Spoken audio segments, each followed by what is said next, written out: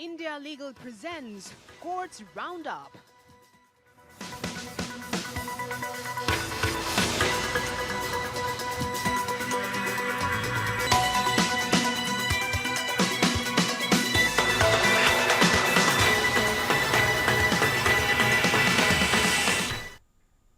नमस्कार, courts roundup में आप सभी का स्वागत है। मैं हूं आपके साथ सपना नवबार। इस बुलेटिन में हम आपको सुप्रीम कोर्ट और हाई कोर्ट की तमाम बड़ी खबरों से रूबरू कराएंगे। तो चलिए शुरू करते हैं कोर्ट्स राउंडअप।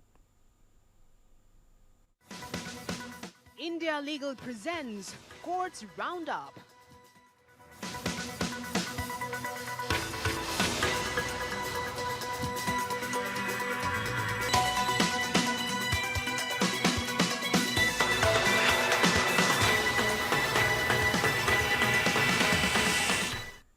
सुप्रीम कोर्ट ने वाणिज्यिक मुकदमों में पूर्व मुकदमा मध्यस्थता के संबंध में एक महत्वपूर्ण फैसला सुनाया है। कोर्ट ने कहा कि जब वाणिज्यिक मुकदमे में तत्कालीन अंतरिम राहत की मांग की जाती है तो अदालत को वादी के दृष्टिकोण को ध्यान में रखना चाहिए और यह तय करना चाहिए कि क्या मामला वास्तव में तत्कालीन अंतरिम राहत की मांग के लिए उपयुक्त है।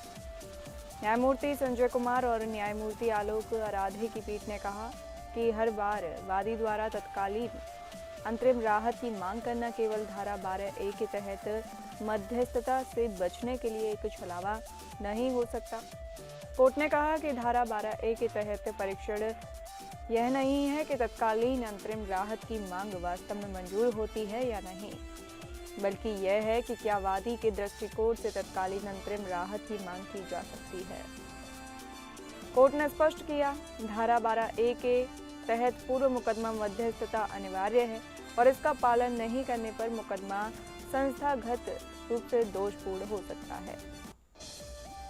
वादी को धारा 12A के की आवश्यकता से छूट दी जा सकती है यदि मुकदमा और संलग्न दस्तावेजों से स्पष्ट रूप से तत्कालीन अंतरिम हस्तक्षेप की आवश्यकता का पता चलता है। अदालत को मुकदमा, वादपत्र और समर्थन दस्तावेजों को देखने के बाद यह तय करना चाहिए कि क्या तत्कालीन अंतरिम राहत वास्तव में विचारणीय है। अदालत को यह भी देखना चाहिए कि कहीं वादी द्वारा तत्कालीन अंतरिम राहत की मांग केवल धारा 12A के तहत मध्यस्थता से बचने के लिए तो नहीं की जा रही है। अदालत को तत्कालीन अंतरिम राहत के गुण दोषों से मतलब नहीं है, बल्कि यह देखना चाहिए कि क्या वादी के दृष्टिकोण से राहत की मांग उचित है।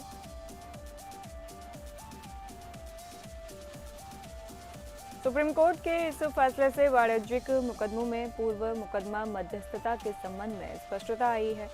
अदालतों को अब यह तय करना होगा कि क्या मामला वास्तव में तत्कालीन अंतरिम राहत की मांग के लिए उपयुक्त है और वादी के दृष्टिकोण को ध्यान में रखना होगा।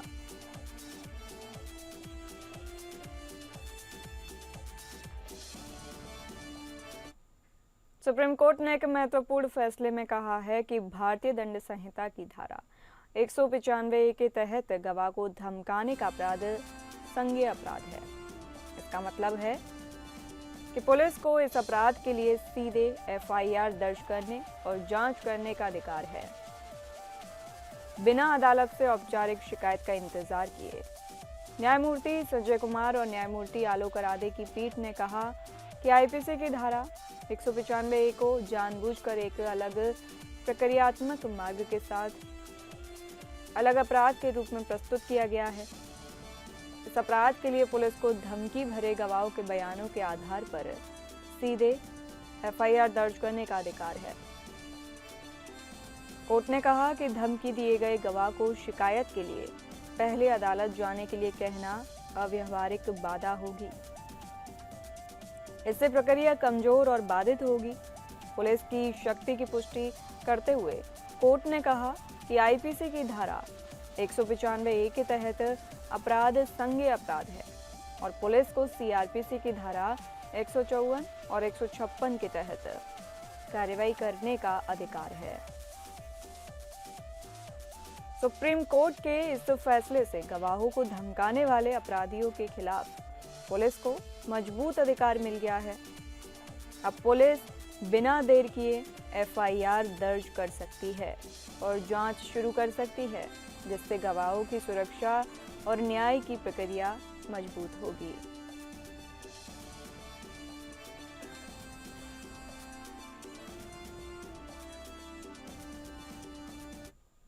सुप्रीम कोर्ट ने मौखिक रूप से कहा कि वह झारखंड राज्य में प्रस्तावित सारंडा वनों में किसी भी खनन गतिविधि की अनुमति नहीं देगा, जिन्हें वन्यजीव अभयारण्य घोषित किया जाना है। Chief justice B R. गवई और जस्टिस के विनोद चंद्रन की खंडपीठ ने झारखंड राज्य द्वारा सारंडा वनों को वन्यजीव अभयारण्य और संरक्षण रिजर्व घोषित करने के अपने पिछले आश्वासनों का बार बार पालन न करने के मुद्दे पर विचार किया।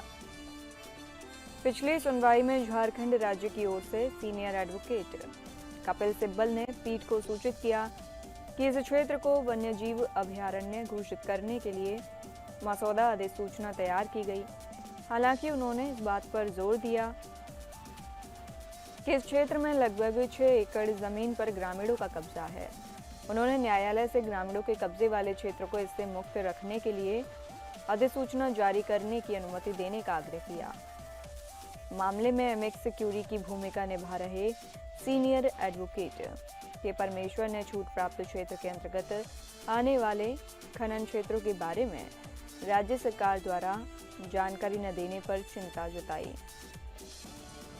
उन्होंने सीईसी से पूरे क्षेत्र का मूल्यांकन करने और उसके बाद ही अधिसूचना जारी करने की मांग की। सुनवाई के दौरान solicitor general Tushar Mehta steel authority of India limited की ओर से पेश हुए और उन्होंने दलील दी कि सेल को कुछ खदानें आवंटित तो हैं, लेकिन अभी तक चालू नहीं हुई हैं।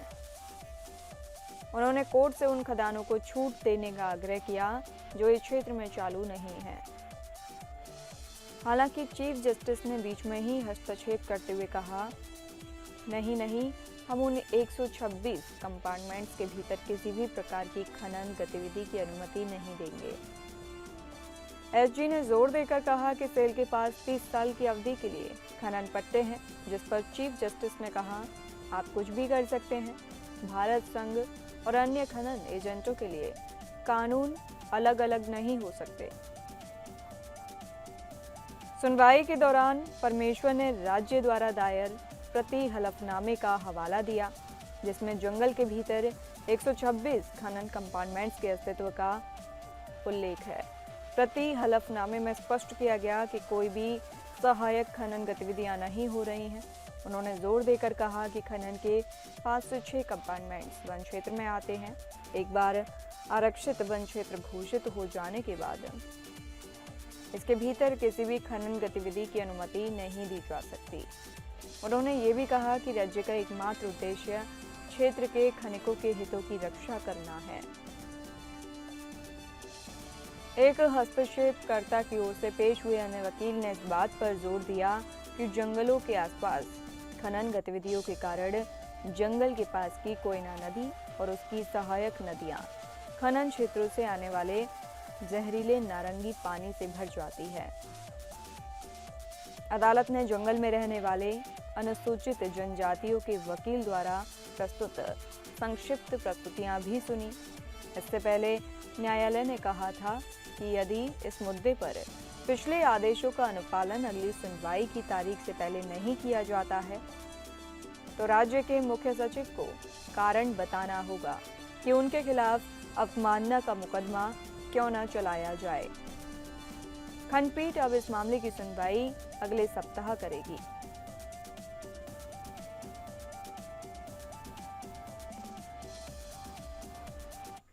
सुप्रीम कोर्ट ने मानसिक स्वास्थ्य अधिनियम 2017 के कार्यान्वयन की निगरानी के लिए राष्ट्रीय मानवाधिकार आयोग को निर्देश दिया है। न्यायालय ने एक पीआईएल पर सुनवाई करते हुए ये आदेश दिया, जिसमें अधिनियम के प्रभावी कार्यान्वयन की मांग की गई थी। न्यायमूर्ति बी.एस. नरसिम्हा और न्यायमूर्ति आर. महादेवन की पीठ ने कहा कि एनएचआरसी मानवाधिकारों की रक्षा और प्रोत्साहन के लिए एक वैधानिक प्राधिकरण है और इसलिए यह अधिनियम के कार्यान्वयन की निगरानी के लिए सबसे उपयुक्त है। न्यायालय ने एनएचआरसी को अधिनियम के कार्यान्वयन की निगरानी करने और मानसिक रूप से बीमार व्यक्तियों के अधिकारों और गरिमा की रक्षा करने का निर्देश दिया है। एनएचआरसी को यह सुनिश्चित करने के लिए भी कहा गया है कि अधिनियम के प्रावधानों का पालन किया जाए और मानसिक स्वास्थ्य संस्थानों में मानवाधिकारों का उल्लंघन न हो। मानसिक स्वास्थ्य अधिनियम 2017 मई 2018 में लागू हुआ था और इसने पुराने 1987 के कानून को बदल दिया था। यह अधिनियम मानसिक रूप से बीमार व्यक्तियों के अधिकारों और गरिमा की रक्षा करने के लिए बनाया गया है और यह सुनिश्चित करता है कि उन्हें गरिमा के साथ जीने का अधिकार हो और उन्हें क्रूर और अपमानजनक व्यवहार से बचाया जाए।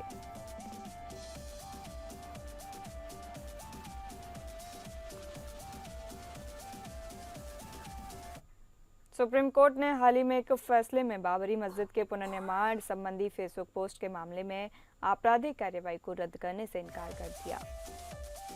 न्यायालय ने कहा कि आरोपी की ओर से उठाए गए बचाव को ट्रायल कोर्ट में विचार किया जा सकता है।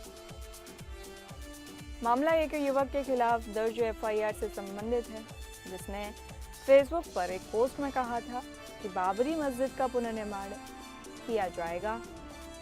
आरोपी ने तर्क दिया कि यह उनकी राय का एक हिस्सा था और इसमें कोई आपत्तिजनक भाषा नहीं थी। हालांकि न्यायालय ने कहा कि उसने पोस्ट को देखा है और इसमें कोई कारण नहीं है आपराधिक कार्रवाई को रद्द किया जाए। न्यायमूर्ति सूर्यकांत और न्यायमूर्ति जयमौल्य बागची की पीठ ने कहा कि आरोपी की ओर से उठाए गए बचाव को ट्रायल कोर्ट में विचार किया जा सकता है। न्यायालय ने यह भी कहा कि वह पोस्ट के बारे में कोई टिप्पणी नहीं करना चाहता है। सुप्रीम कोर्ट ने बाबरी मस्जिद के पुनर्निर्माण संबंधी फेसबुक पोस्ट के मामले में आपराधिक कार्रवाई को रद्द करने से इनकार कर दिया। न्यायमूर्ति सूर्यकांत और न्यायमूर्ति जयमौल्य बागची की पीठ ने कहा कि आरोपी की ओर से उठाए गए बचाव को ट्रायल कोर्ट में विचार किया जा सकता है। न्यायालय ने यह भी कहा कि वह पोस्ट के बारे में कोई टिप्पणी नहीं करना चाहता है। सुप्रीम कोर्ट ने बाबरी मस्जिद के पुनर्निर्माण संबंधी फेसबुक पोस्ट के मामले में आपराधिक कार्रवाई को रद्द करने से इनकार कर दिया।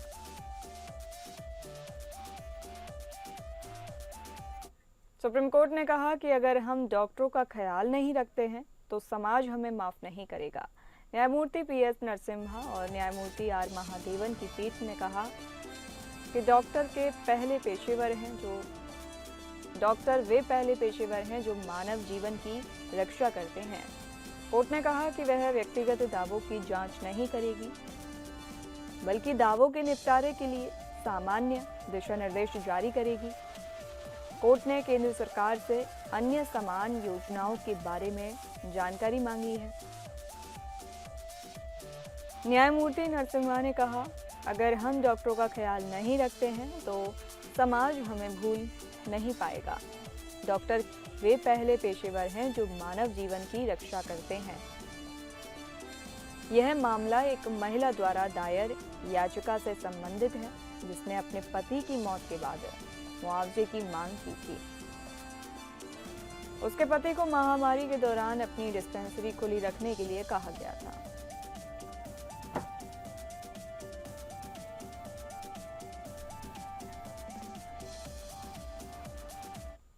आंध्र प्रदेश उच्च न्यायालय ने तिरुमला मंदिर में चोरी के मामले में सीआईडी जांच का आदेश दिया है। न्यायालय ने पाया कि जांच अधिकारी और तिरुमला तिरुपति देवस्थानम या टीटीडी के अधिकारियों ने मामले में समझौता किया था। न्यायालय ने सीआईडी को मामले की जांच करने और अपनी रिपोर्ट सीलबंद लिफाफे में जमा करने का निर्देश दिया है। यह मामला 2023 में मंदिर में विदेशी मुद्रा की चोरी से संबंधित है, जिसमें टीटीडी के एक अधिकारी सीवी रवि कुमार पर आरोप लगाया गया था। कुमार पर भारतीय दंड संहिता की धारा 379 और 381 के तहत आरोप पत्र दायर किया गया था, लेकिन बाद में मामले को लोक अदालत में समझौता कर दिया गया था। न्यायालय ने अपने आदेश में कहा कि जांच अधिकारी और न्यायिक अधिकारी ने मामले में गंभीर लापरवाही बरती है और आरोपी के खिलाफ धारा 409 के तहत आरोप नहीं लगाया गया है, जो कि एक सार्वजनिक सेवक द्वारा आपराधिक विश्वासघात से संबंधित है।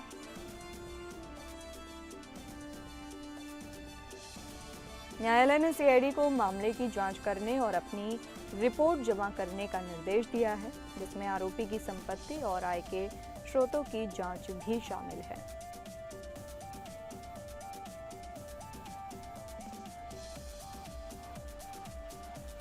मद्रास हाईकोर्ट ने एक एनडीपीएस मामले में झूठे सबूत बनाने और झूठी गवाही देने के दोष में 3 पुलिसकर्मियों पर 10 लाख रुपए का जुर्माना लगाया है। न्यायालय ने एक व्यक्ति को बरी करते हुए यह आदेश दिया, जिसे एक विशेष अदालत ने 24 किलोग्राम गांजा रखने के आरोप में दोषी ठहराया था। न्यायमूर्ति के रामकृष्णन ने पाया कि पुलिसकर्मियों ने साजिश रची और झूठे सबूत पेश किए। न्यायालय ने कहा कि इस मामले में अभियोजन पक्ष की कहानी झूठी और अविश्वसनीय है। न्यायालय ने 3 पुलिसकर्मियों को संयुक्त रूप से 10 लाख रुपए का जुर्माना लगाने का आदेश दिया और डीजीपी को उनके खिलाफ विभागीय कार्रवाई करने का निर्देश दिया। न्यायालय ने कहा कि पुलिसकर्मियों की इस तरह की कार्रवाई से आरोपी के मौलिक अधिकारों का उल्लंघन हुआ है।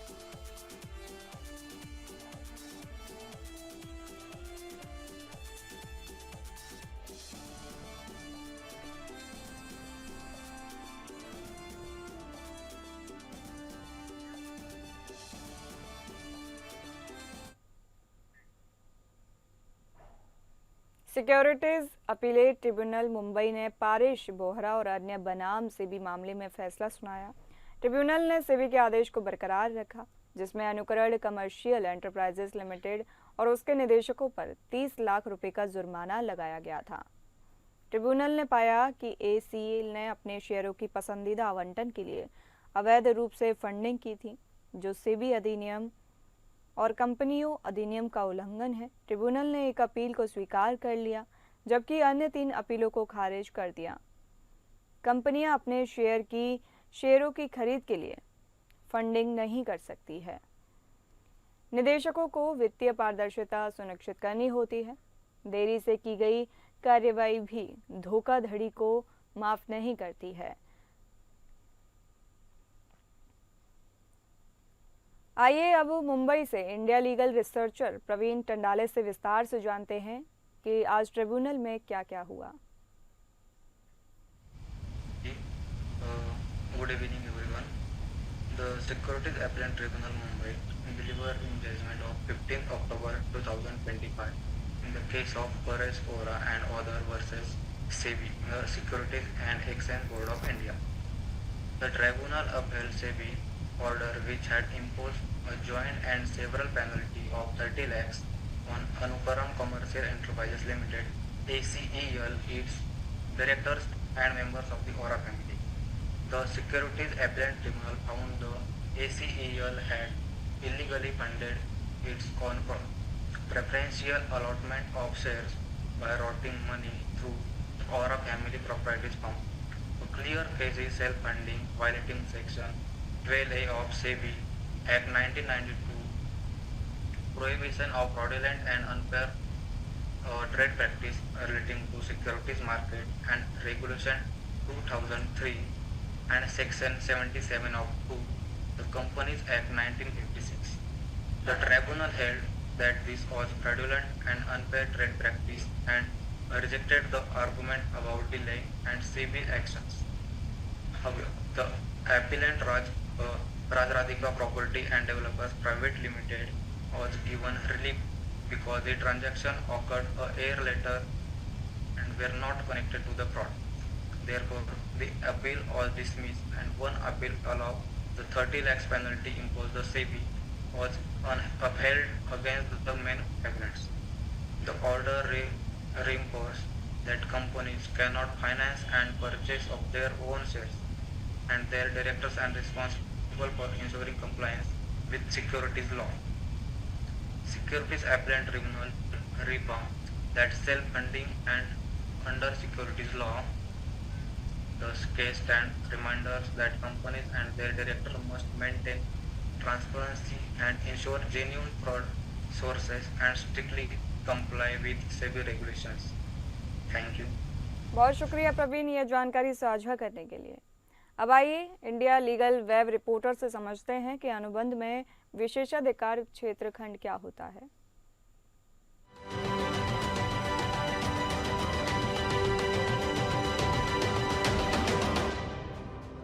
एक्सक्लूसिव जुडिक्शन क्लोज क्या है?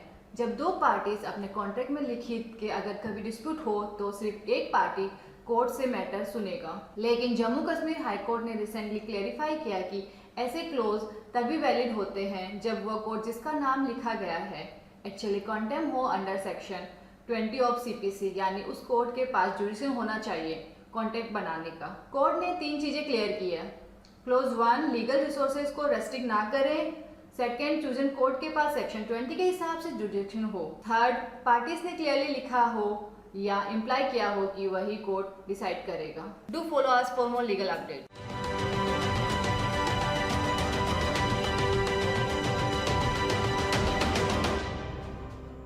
फिलहाल इस बुलेटिन में इतना ही। नमस्कार। India Legal presents Courts Roundup.